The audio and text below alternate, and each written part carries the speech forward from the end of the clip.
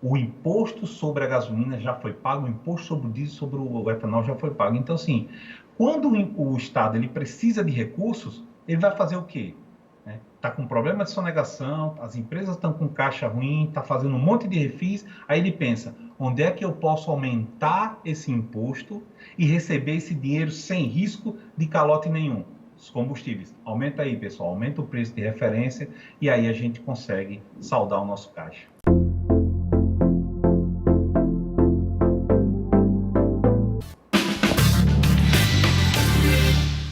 De volta com o nosso Band Entrevista, já aqui na nossa plataforma virtual, Roberto James, mais um tema, esse aí, meio confuso, porque aumenta o ICMS, o governo diz que é fake, e a gente vai falar hoje sobre isso. Bom dia.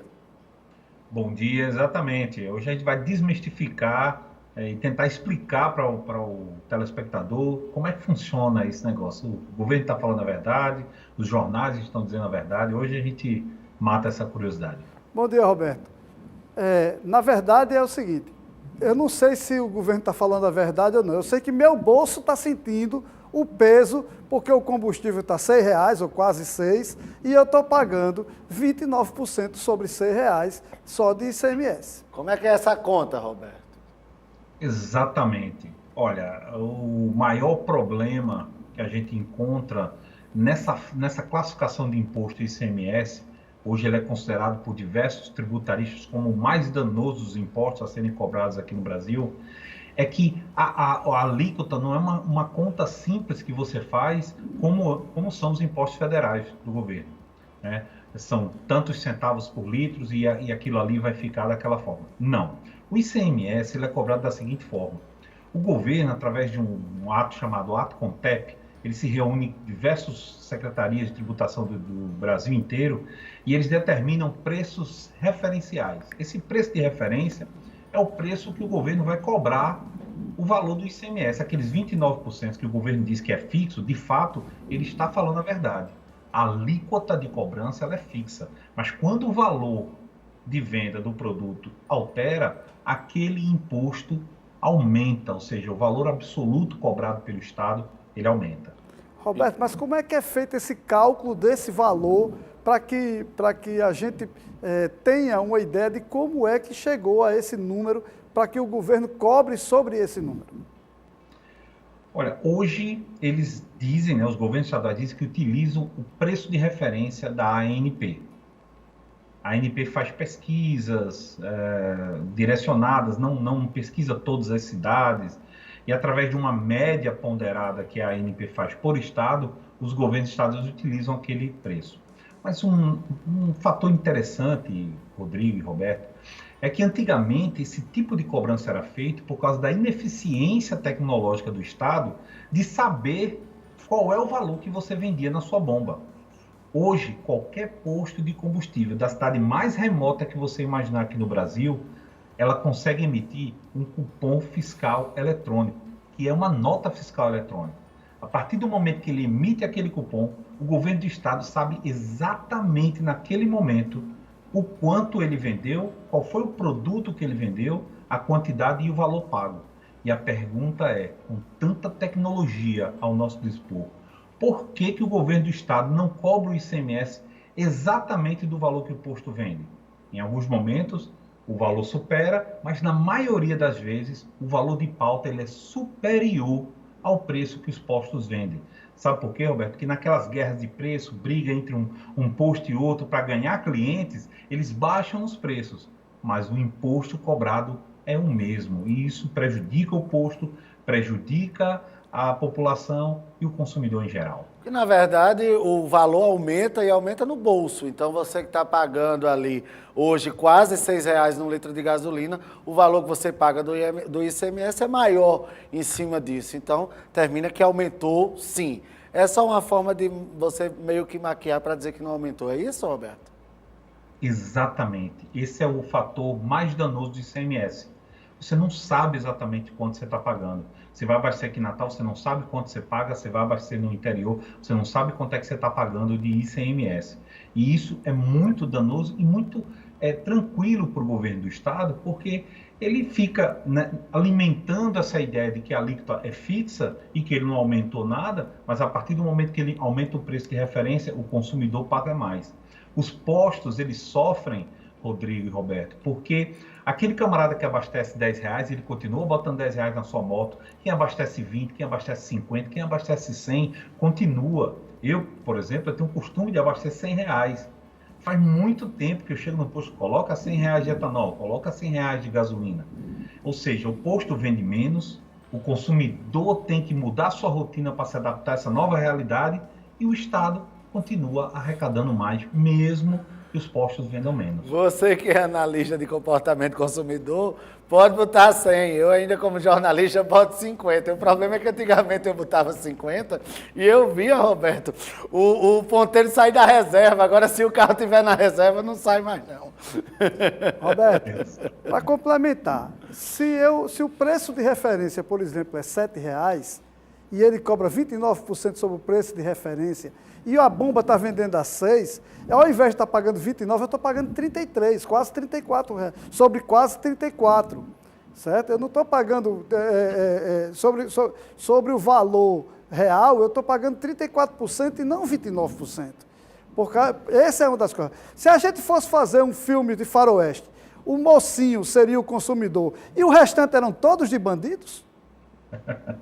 Não, olha, tem muita gente nessa cadeia que não tem culpa. Eu vou alencar aqui. O primeiro é o consumidor, que é quem move esse Estado. Eu disse que o consumidor é o mocinho. Exatamente. Né? O posto seria aquele dono ali do estabelecimento comercial que compra a bebida e revende ali para os cowboys e tal, né? Que fica muito dependente dos fornecedores.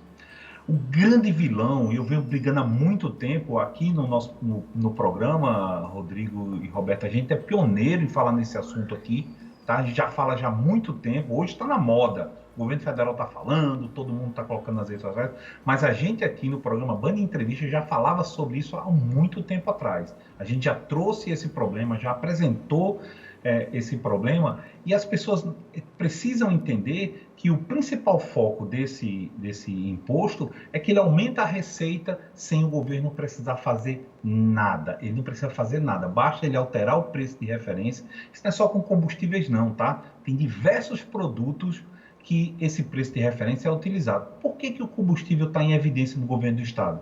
Simplesmente porque é um imposto que ele é cobrado na fonte. Ou seja, o posto de combustível ele não paga o ICMS. Ele compra o produto já com o ICMS destacado, que foi cobrado da distribuidora lá pela Petrobras. A Petrobras ela é a principal arrecadadora. Ela pega esses valores e repassa aos estados, né, esses impostos, os estados utilizam ele. Independente de você pedir ou não o cupom fiscal no posto, o imposto sobre a gasolina já foi pago, o imposto sobre o diesel, sobre o etanol já foi pago. Então, assim, quando o Estado ele precisa de recursos, ele vai fazer o quê?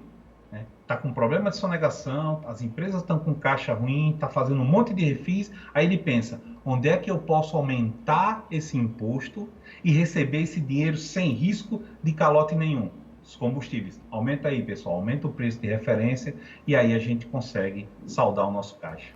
Roberto, mas você falou que os proprietários dos postos, teoricamente, são menos culpados. Mas quando você vai num posto que fica na zona norte de Natal, num local que, teoricamente, o aluguel seria muito mais barato do que na zona sul, na Roberto Freire, e o valor de lá é idêntico ao valor de cá. Ou seja, não existe uma cartelização do preço? Olha, hoje em dia, com a tecnologia que se tem, com o WhatsApp, é muito complicado existir algo desse tipo. Eu trabalho nesse mercado há muito tempo. Eu nunca vi ou presenciei. Não posso dizer para você que não exista, mas eu acho muito difícil presenciar.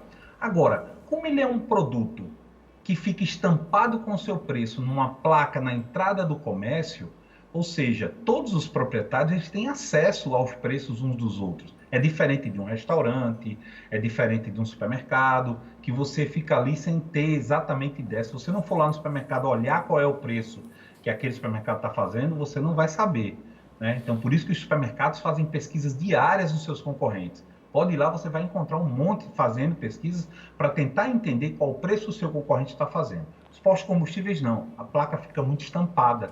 Então você nem precisa entrar no posto para saber qual o preço que ele está fazendo. Ora, é um produto muito sensível a preço, é um commodity. Então, a pessoa vai lá, baixa 5 centavos no seu preço, o vizinho já vê, fala, eita, as minhas vendas caíram, o que é que eu faço, Baixa também. Então, esse Mas, tipo de Roberto, essa alinhamento... sua fala endossa o que Roberto Medeiros falou agora, porque a gente sai de imposto em imposto, você não vê muita diferença não, quando você vê ou é no milésimo de centavo ou é 1 centavo. É 89, 88, 89, 88, é essa cantiga. Isso seja para um posto, por exemplo, aqui da Zona Sul, em Candelária, onde está aqui a Band, como na Ridinha, na Zona Norte, que são IPTUs mais baratos, aluguéis mais baratos. É esse o questionamento que endossa, eu acho, que você está falando. E a quantidade de funcionários, né? Porque tem um posto que tem 10, outro só tem 6. Por que o posto que tem 6 e está na Zona Norte cobra R$ 5,89 de 1 litro de gasolina e o posto que tem 10 funcionários que está na Zona Sul cobra os mesmos R$ 5,89? É esse o questionamento. Por mais que diga que não há um combinemos nessa história, é estranho você chegar e encontrar os mesmos preços. E tem uma outra coisa, Roberto, você está falando de commodity, e aí quando a gente fala de commodity a gente está dizendo, não, porque o preço do barril de petróleo é em dólar, por isso que o combustível tem subido tanto. E o álcool, como é que se explica? Por que o álcool é 1,20, ele não é, entre R$ 1,00 e 1,20 a diferença em relação ao preço da gasolina, quando o álcool deveria ter estourando aqui R$ 3,00 o litro do álcool. Para quem está pagando 6 do litro de gasolina, era para estar pagando estourando R$ 3,00 por 1 litro de álcool. E aí, como é que se explica também essa situação do álcool? Exato. Eu questionei muito entidades, sindicatos, Sindalco, fiz muitos questionamentos e recebi algumas respostas. Entre uma delas é que o setor alegou estar se recuperando de 2020. Ao contrário da Petrobras, que podia subir à vontade, a demanda de etanol caiu muito em 2020. Esse era das informações passadas. Um outro é que, a partir do momento que se aumenta a demanda pelo produto, ele acaba subindo o preço. E a gente teve um caso que é muito raro acontecer, mas esse ano aconteceu. A safra no Nordeste acabou quase um mês antes de começar a safra no Sul-Sudeste. Então, essas entre-safras sempre acabavam uma ajudando a outra nessa questão do preço. O que é que falta aí para a gente acabar com essa hegemonia e essa dependência muito grande do etanol? É o investimento no etanol de milho. O Brasil começou a investir, hoje a gente está com 5 usinas, Roberto, de beneficiamento de etanol a partir do milho. Se a gente conseguir emplacar esse novo mercado, a gente perde essa dependência sazonal, porque o milho ele vai quebrar essa dependência de safra no Sul, safra no Nordeste. Esse é um ponto. O mais importante agora para o consumidor é continuar atento, fiscalizar, buscar os aplicativos de desconto, ter relacionamento com os postos. É muito importante você ter um relacionamento, porque quando você tem um relacionamento com o seu comércio varejo, você acaba ganhando alguns benefícios. Todas as lojas de varejo hoje, Roberto, falam sobre cashback, sobre programa de pontos, sobre programa de descontos, e não é que os postos de combustíveis vão ficar fora disso, né? Tem diversos programas aí que oferecem descontos muito bons para os consumidores. Ô Roberto, rapidamente, a gente está caminhando aqui para o final do programa. Como é que está aquela lei que ia obrigar os postos a colocar as placas também do valor pago pelo imposto? Já está em prática? Como é que está isso? A previsão dessa lei era de entrar agora, dia 23, né? Porém, eu tive a oportunidade de participar de um workshop agora do Ministério da Justiça, junto com a Secretaria Nacional de Procons, e o que eu pude ver é que nenhum poder público consegue entender, né, o que estão exigindo, como é que vai ser essas cobranças. Essa placa vai expor de forma muito destacada os impostos estaduais. É difícil acreditar que os PROCONs estaduais vão estar fiscalizando isso, porque vai ser desinteressante para os governos estaduais que os consumidores entrem no posto e saibam exatamente, naquele momento, quantos centavos ele vai estar pagando. Vai ser uma reviravolta, viu? Olha, mais informações lá no canal do RJ no YouTube. O Band Entrevista vai ficando por aqui. A gente volta na nossa próxima edição.